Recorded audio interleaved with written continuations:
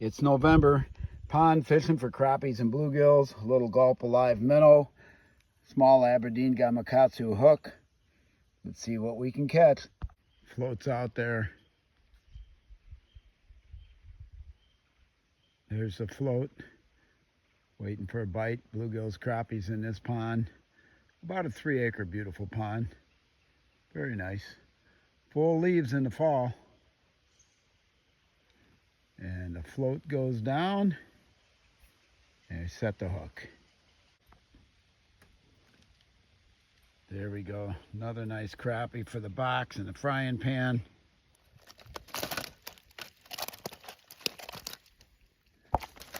Some crappies in this basket. Gonna have a nice meal. Some bluegills. Nothing wrong with those.